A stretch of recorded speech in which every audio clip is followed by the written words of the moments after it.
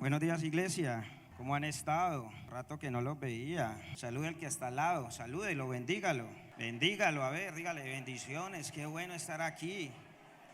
Qué chévere verte. Dígale, te quiero mucho, dígale, te bendigo. Dígale, estás espectacular, radiante. Pero dígale, pero te quiero pedir un favor, no me vaya a distraer. Lo quiero mucho, pero no me vaya a distraer. Cierre sus ojos ahí, no se ponga en pie, simplemente cierre sus ojos. Ya sabemos, celular activado, no se deje robar la bendición. Si realmente aplicáramos la palabra, usted se imagina lo sutil que es el enemigo para traer un momento de distracción con cosas que hasta parecen espirituales. Y yo siempre he dicho y he enseñado, porque lo he vivido, que las oportunidades son calvas. Me disculpa Oscar, Jessy, todos ellos, pero es simplemente un refrán. Hay que cogerlas de frente, porque si no, se resbalan. Entonces, hay una palabra que de pronto Dios quiere transmitir, te quiere dar, y en un momento, 2 momenticos de descuido, pasó la palabra. Cierre ahí sus ojos. Dale, Padre, esta mañana venimos de ti, papá, delante de tu preciosa presencia. Hoy solo quiero, papá, estar, Señor, aferrado a ti, papá. Si hay algo que se está interponiendo, si hay algo, Señor, que está haciendo estorbo, obstáculo, para que hagas lo que tengas que hacer en mi vida, hoy yo te pido que lo quites, papá. Solo tú sabes en qué estado, de qué manera realmente he venido, Padre Celestial, a este lugar. Tal vez hay una sonrisa en mi rostro, pero tú sabes, Señor, la tristeza y el dolor que tal vez, Señor, hay aquí. Dile, papá, esta mañana te entrego, Señor, las luchas con las que he batallado. Hoy, Padre Celestial, menguo, vamos, dile, hoy menguo, para que tú hagas, digas, quita, pongas, arranques, siembres lo que tengas que poner en mi vida. Señor, háblame, porque tú eres un buen habla a sus hijos. Quedamos en tu presencia, papá. A ti la gloria y la honra por los siglos de los siglos. Amén y amén. Acompáñeme, por favor, al libro de Mateo 19, Mateo capítulo 19, versículo 16 en adelante. Hoy usted va a leer la Biblia que no ha leído en semanas y se va a poner juicioso con eso, porque Dios nos va a hablar. Mateo capítulo 19, versículo 16 al 22. Es un pasaje muy conocido y habla acerca del joven rico. Vamos a hacer una comparación, un paralelo entre 2 personajes de la Biblia. El primero, un personaje muy conocido, muy sonado para la gente que ya lleva un tiempo en el evangelio, y es el joven rico. Versículo 16 dice: entonces vino uno y le dijo, maestro bueno, ¿qué bien haré para tener la vida eterna? Él le dijo, ¿por qué me llamas bueno? Ninguno hay bueno sino uno, Dios. Mas si quieres entrar en la vida, guarda los mandamientos. Le dijo, ¿cuáles? Y Jesús dijo, no matarás, no adulterarás, no hurtarás, no dirás falso testimonio, honra a tu padre y a tu madre, y amarás a tu prójimo como a ti mismo. El joven le dijo, todo esto lo he guardado desde mi juventud. ¿Qué más me falta? Yo quiero que usted se grabe esta pregunta. ¿Qué más me falta? Jesús le dijo, si quieres ser perfecto, anda, vende lo que tienes y dalo a los pobres, y tendrás tesoro en el cielo. Y ven y sígueme. Oyendo el joven esta palabra, se fue triste porque tenía muchas posesiones. Vamos a analizar el primer personaje. Un personaje con una apariencia de bondad, de buen testimonio. Un personaje que cumplía los mandamientos.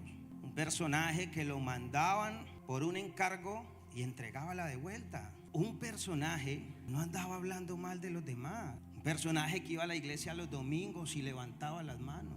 Un personaje que aparentaba ser completamente bueno, intachable. Un personaje que tuvo la capacidad de decirle al mismo Jesús, Señor, yo todo eso lo hago.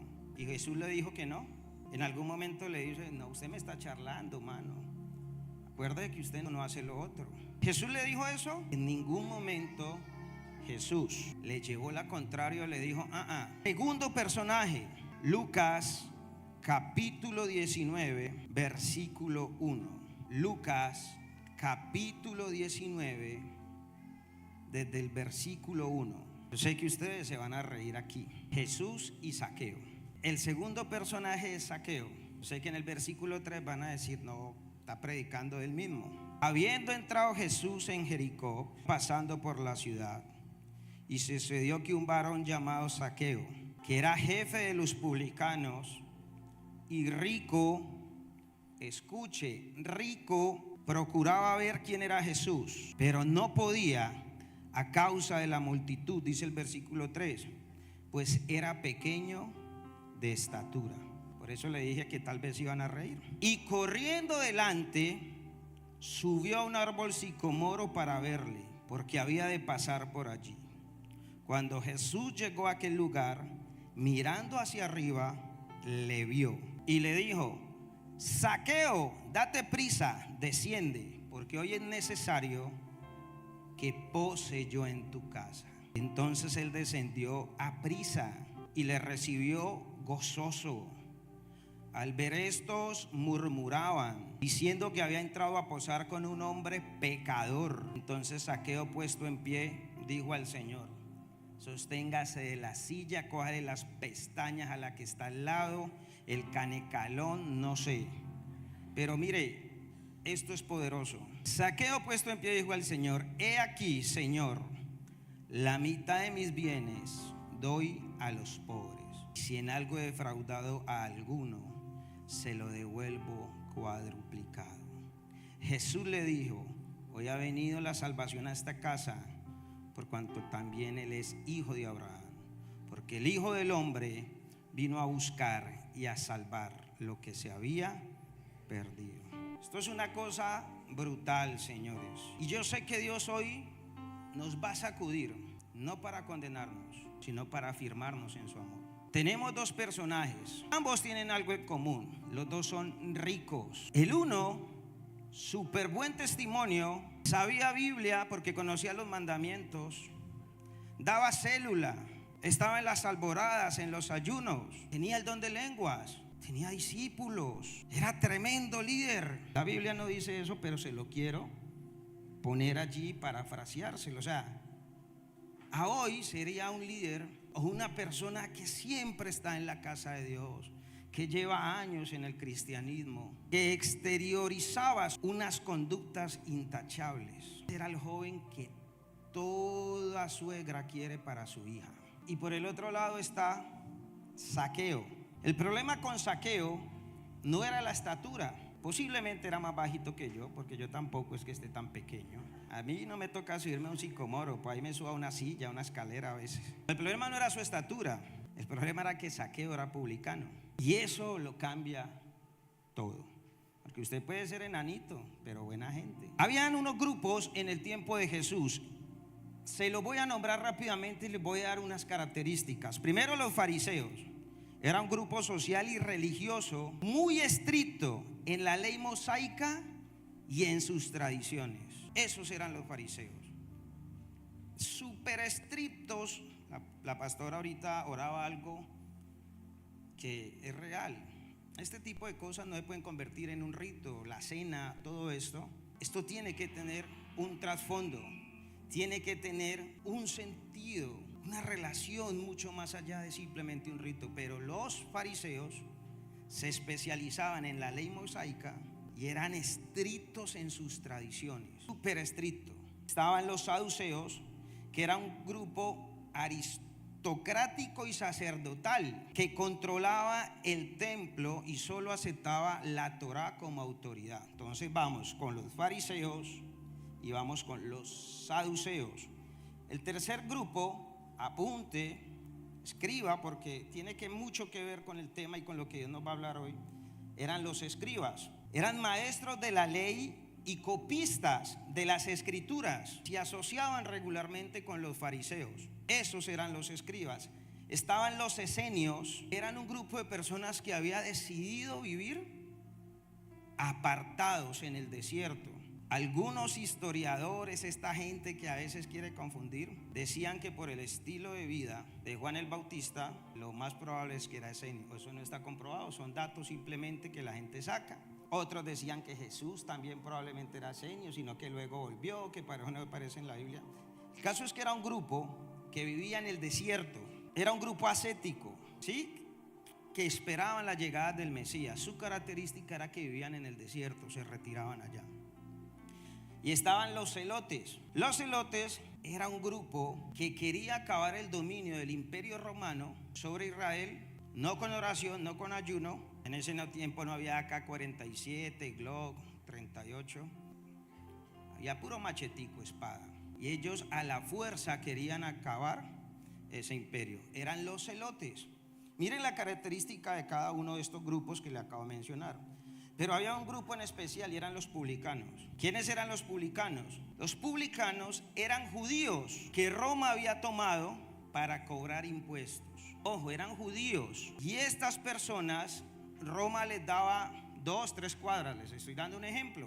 O un barrio, les decía, por este barrio usted me va a responder por 10 millones mensuales. Después de que usted me responda con 10 millones mensuales, de ahí para allá usted verá cuánto se gana. Lo tenaz es que esta gente era del mismo pueblo. Por eso los publicanos exprimían, absorbían a su misma gente. Y era el pueblo más odiado. Era más odiado que los grupos que le acabo de mencionar. Los acusaban de ser traicioneros. Ellos decían, bueno, que nos haga eso un romano, un griego. Pero usted exprimir a su propia gente. O sea, Zaqueo era una gota elevado a la 10,000. Zaqueo era una gota elevado a la máxima potencia. Entonces los tenían como traidores, los tenían como exprimidores, los odiaban, no los querían, los despreciaban y los rechazaban por hacer lo que hacían. Y es que esa conducta no era una conducta buena. Pero ¿sabe qué es lo tremendo? Este pequeño Zaqueo, odiado, despreciado, un caramelo difícil, este señor se encuentra con Jesús. Mientras el joven rico tiene un testimonio, es el yerno que toda suegra desearía. Zaqueo es la persona que no quieres toparte en tu vida.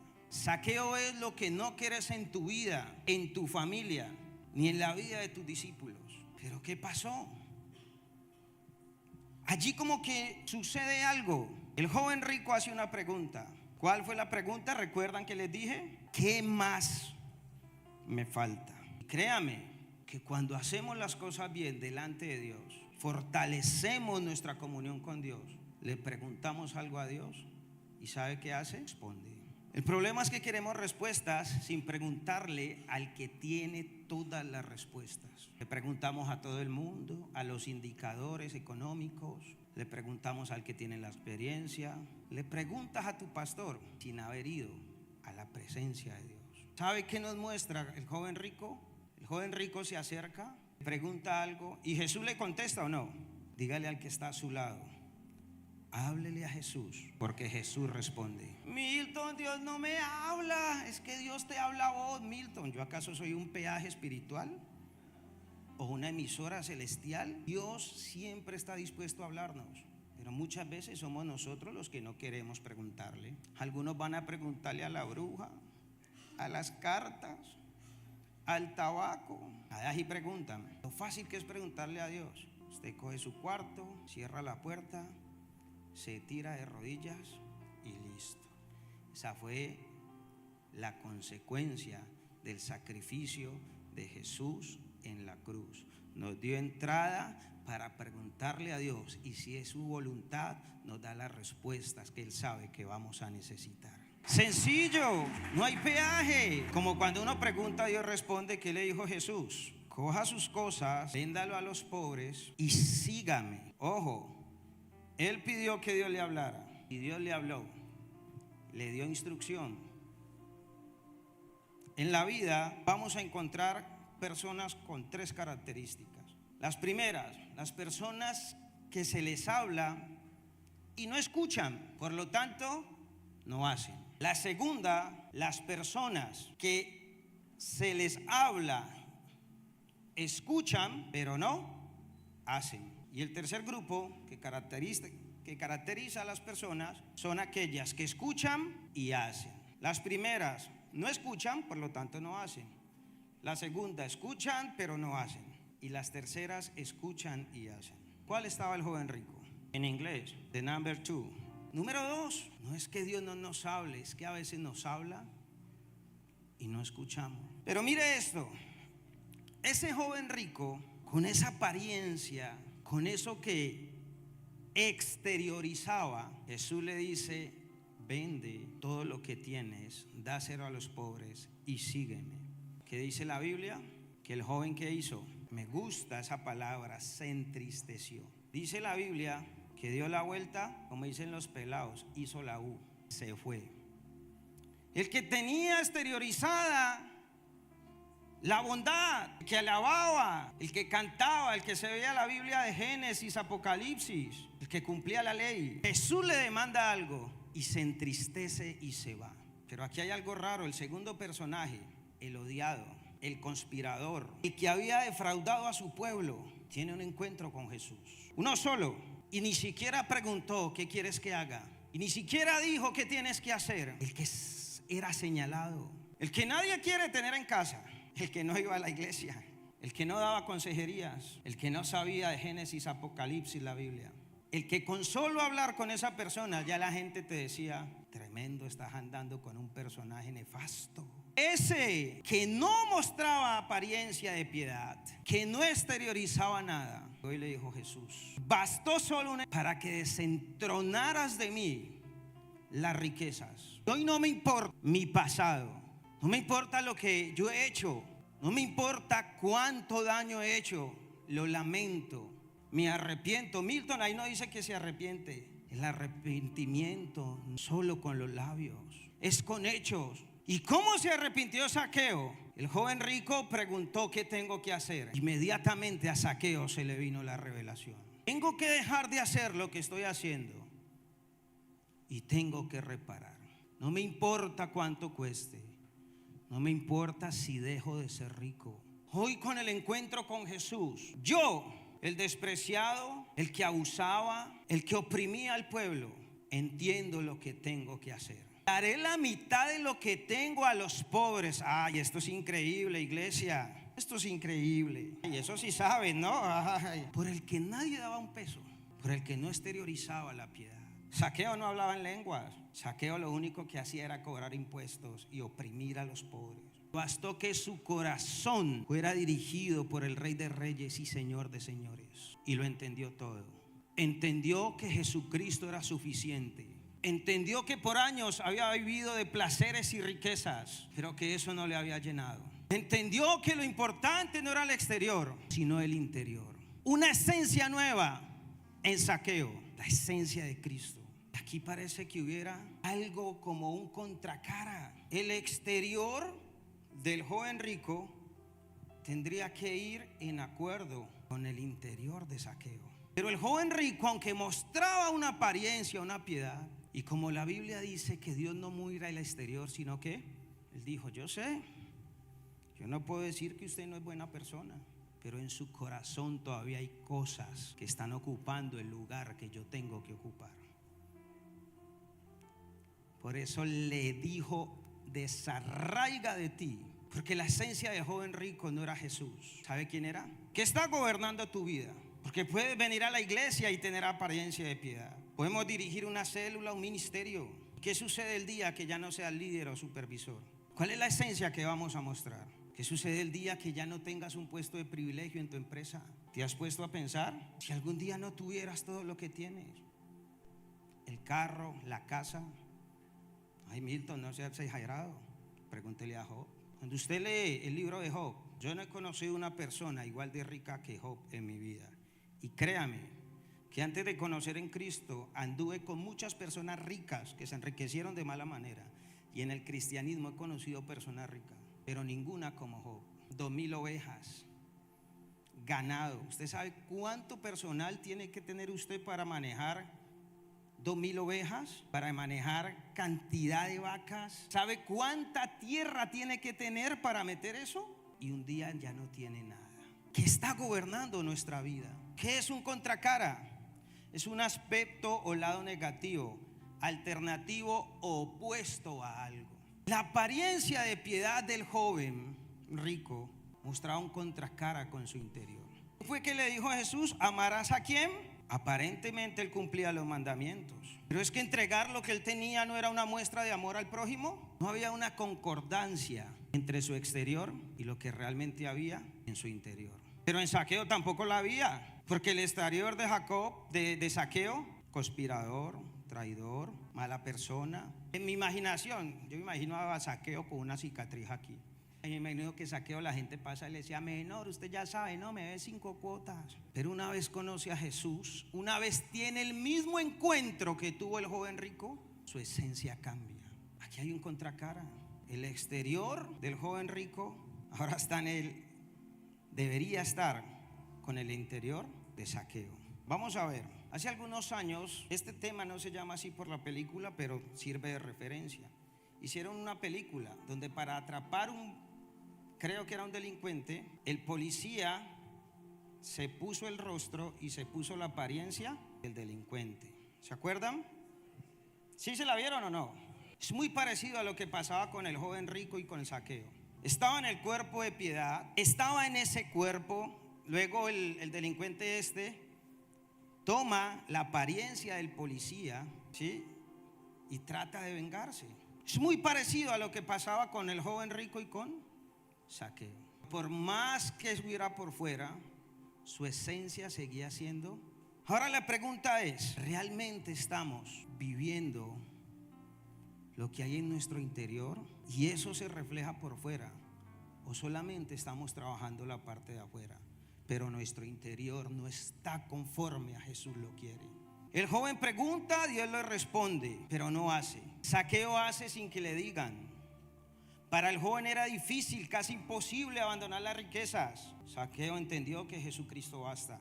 La esencia del joven rico iba en contra de lo que mostraba en su interior. Y aunque la de Zaqueo también, hubo un momento en que ese contracara se termina.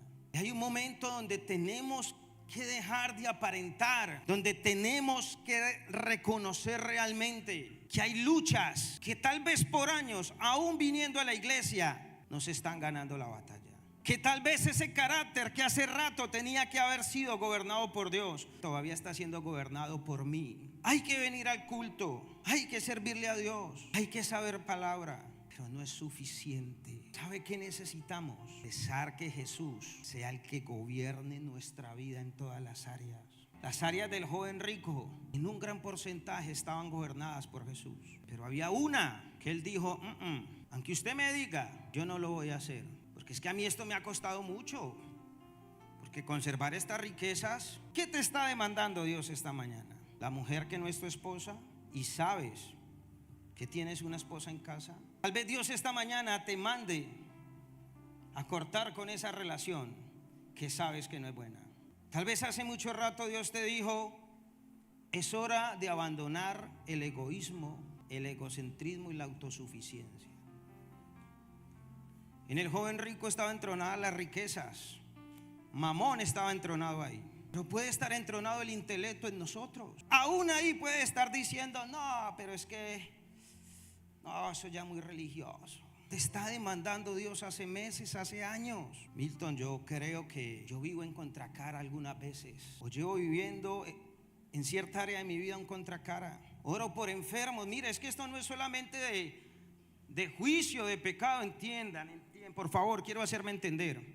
Usted va y ora por enfermos, va y pone aceite, ora, habla lenguas y le dice a las personas: tenga fe, hágale, no, Dios la va a sanar. Y te empieza a picar aquí en el brazo y te sale una manchita y yo: ay, mi abuela murió de eso. ¿Qué hay ahí? Contracara. Lo que les voy a decir es duro, pero se los tengo que decir, porque solo Dios nos puede ayudar a que ya no haya más contracaras en nuestra vida. He podido, a través de todos los años llevo en el cristianismo, y sobre todo en estos últimos tiempos, entender algo: los seminarios, las convenciones, los cursos no sirven para nada si usted no deja que realmente Cristo haga algo en su vida. Espere. No me vaya a aplaudir, que yo sé que a ustedes les gusta cuando ven esas palabras y eso aplauden y empiezan a codear. Y esas palabras, ojalá hubiera venido fulano. Escúcheme, conozco casos y yo fui un contracara muchas veces. Y tal vez lo seguiremos siendo, pero hay que pedirle a Dios que nos ayude a que eso mengüe. Yo he visto gente en los seminarios, en las prédicas, llorando, alabando a Dios.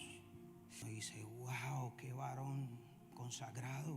Wow. Uno espera el momento en que se levante del piso y se vaya así en una nube. Y eso ocurrió el domingo a las 4 de la tarde en una convención, en un seminario. Y el martes estoy yendo a esa casa porque el varón insultó a la mujer, porque le pegó. ¿Qué nos sirve, señores, levantar las manos? Aleluya, gloria a Dios, ser líderes, si llegamos a nuestra casa a gritar. Si nuestros vecinos no quieren ir a nuestros grupos de oración por el testimonio que damos. Se acabaron los amén. ¿De qué nos sirve hablar de un Dios que prospera, de un Dios que ama, de un Dios que nos bendice, cuando hace rato nos sacamos una librita de arroz, un mercado para llevarle al que está mal en la cuadra? Eso es contracara. No, estoy pasando por una necesidad económica difícil. Tranquilo, Dios proveerá. La Biblia dice que Él es nuestro proveedor. Y usted se va y queda. Sacamos cosas y no pagamos a veces como cristianos. Hablamos de un Dios que provee y no pagamos las deudas. Yo lo hice muchas veces. ¿Usted cree en Dios? Sí, claro, que Dios le pague. Contracaras, que mire, el joven rico tipifica las actitudes que tenemos muchas veces. Una apariencia de bondad, de piedad, de cosas buenas. Pero a la hora de los balazos, cuando Dios nos dice que hagamos algo, ay, oremos por Colombia. Y eso aquí, shita, rabacanda, y cae en el nombre de Jesús el imperio del mal y Colombia. Colombia no va a cambiar hasta que cada hogar, y para que la palabra de Dios entre en cada hogar hay que evangelizar. Usted se puede desgañotar orando. Las amígdalas le pueden poner como una cereza. Pero si no vamos a evangelizar, a predicarle a alguien, contracara. Porque tal vez hoy Dios no nos esté demandando las riquezas, pero nos demanda tiempo para ir a darle las buenas nuevas a alguien. Ahora ya les presenté el problema. Vaya a una convención, vaya a un seminario, vaya a una prédica, pero dígale, Señor, yo no quiero salir de aquí igual. Yo no quiero ser más contracara. Qué buenos días, hermanita, ¿cómo está? Y en la casa, ve, hay que comprar. Ay, ¿qué quiere? Hay que saludarlos con un palo. Está hablando alguien que ha sido contracara muchas veces. Yo aquí no me las doy de santo, pero cada día le digo a Dios mío, si hay contracara, que sea contracarita, cositas pequeñas. Pero ¿cuántos saben que empezó la buena obra en nosotros la va a concluir? Ahora, Milton, problema. Usted me ha hecho caer en cuenta que, bueno, eso no lo pensaba decir, pero me lo pone Dios. Quiero darles otro ejemplo de contracara.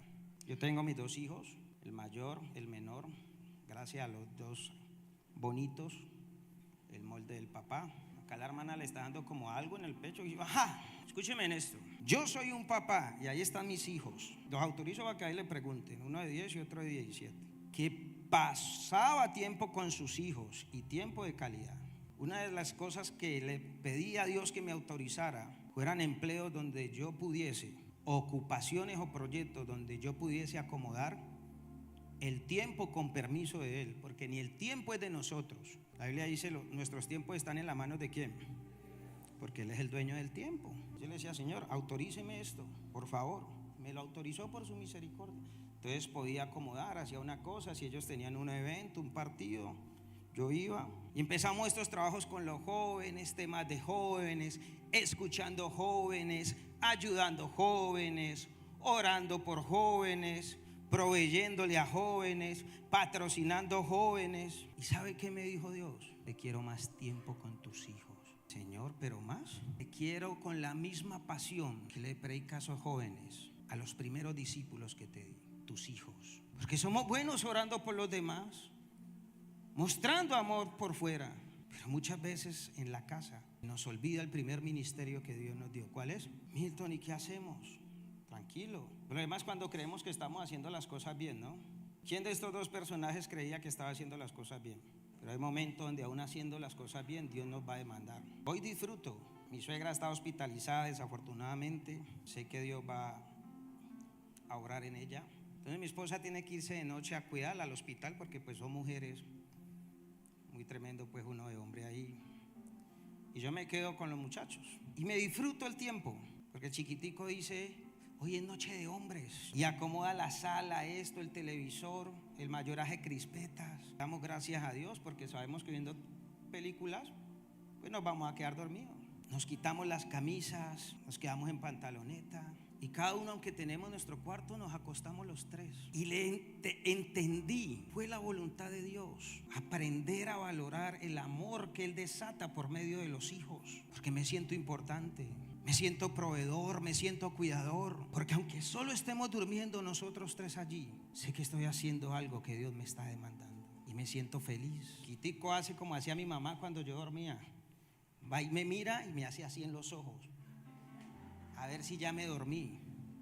Entonces yo me levanto, me dice: ya tiene sueño, papito. No, venga, acostémonos. Y he estado en lugares de lujos, comidas impresionantes, pero nada se compara con ese momento, porque es que cuando Dios demanda algo no es para mal. Yo no sé qué pasó con el joven rico, pero yo sí que sé qué pasó con Zaqueo. Se salvó. Dice que la salvación llegó a la vida de Zaqueo porque él también era hijo de Abraham. Milton, ¿y cómo hacemos?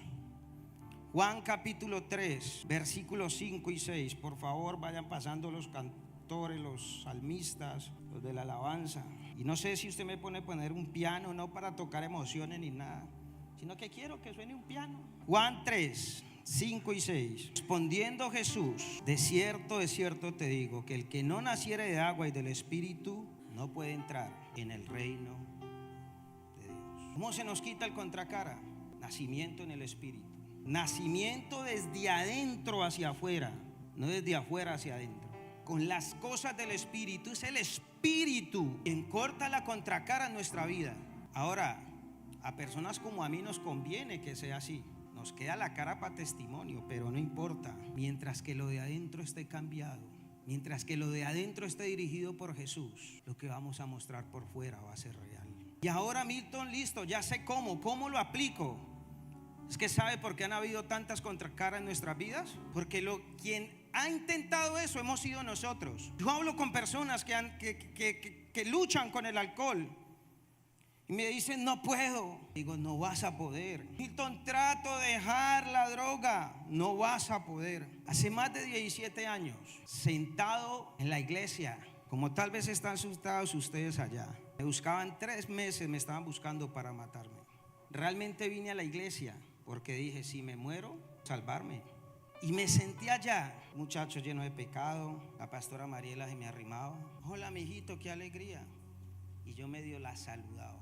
Muchacho que le daba dolores de cabeza a su familia, sumergido en malos negocios, consumidor de sustancias. Un martes por la noche estoy en mi casa y estoy escondido. Digamos que tenía un equipo como de seguridad que me cuidaba, pero yo llegué a sentir la muerte aquí en mis hombros. Y mi mamá siempre ha escuchado alabanzas, adoración, y ella puso un CD. Y yo, contrario a las cosas de Dios, muy Zaqueo, no solo por la estatura, sino por lo que hacía, esa noche tomé la grabadora, puse el CD y empezaron a sonar unas alabanzas. Cuando mis enemigos me quisieron destruir, el Señor los devoró, consumió sus huesos. Él es quien adiestra las manos para mi batalla.